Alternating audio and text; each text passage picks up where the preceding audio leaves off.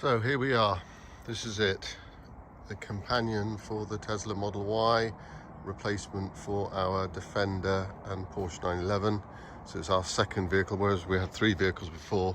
This is now our second vehicle, replacing the 911 and the Land Rover Defender as our sort of workhorse. As you can see, it's plugged in there. It's charging, or just charged. So I imagine the screen will now say 100% fully charged. You can see there it's saying the range is 24 miles. And if I now turn on the ignition, it will bleep away at me and moan, asking me to various questions. So if I just try and clear that.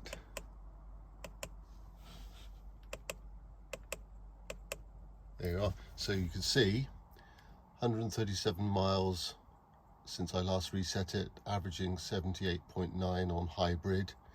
Total 198 miles. The reason for that is in the garage, when it came from the factory, it was using fuel. The battery was flat. They were using fuel around the garage, so the numbers weren't great, so I just reset.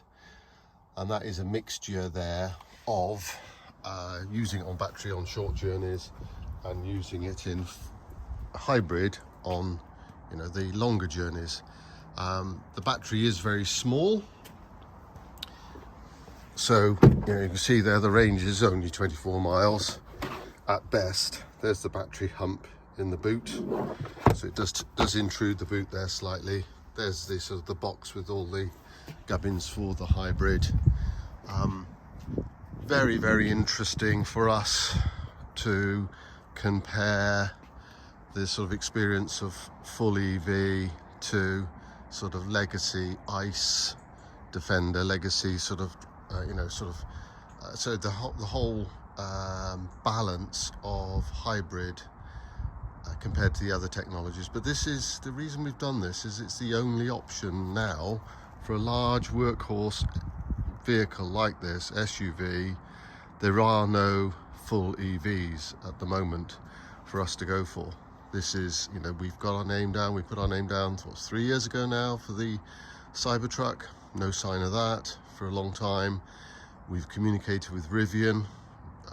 There's no likelihood of Rivian, and there's really no other options apart from sort of EV vans.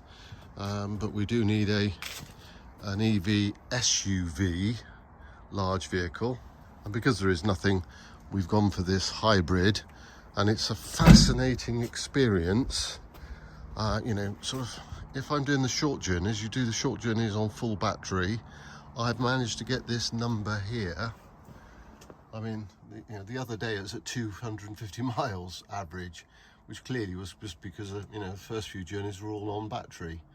But it's hovered around the 112 quite a bit. It just goes down when you do the longer journeys. Yesterday we did some longer journeys in it where basically the hybrid battery goes flat after a while, or goes very low, and it starts to balance its power usage, and that's when, of course, it has to kick in the petrol 2-litre 300 brake horsepower 4-cylinder engine to balance the battery. But it is definitely intelligent. It's really interesting. I will do a separate video, because I'm sure those of you that are really on watching these because of the Tesla are not the slightest bit interested in me whittering on about the P400e Defender.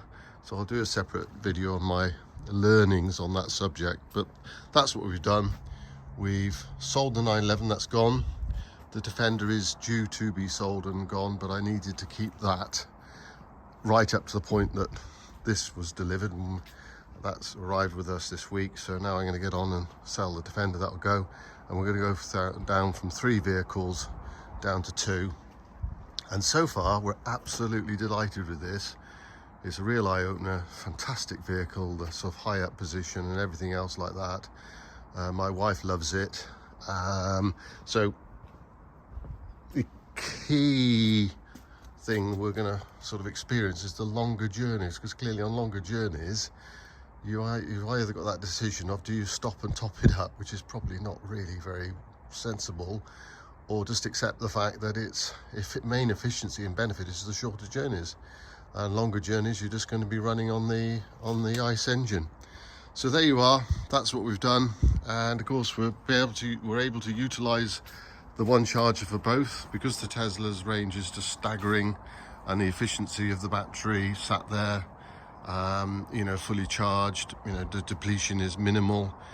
We can easily run the two vehicles off the one charger.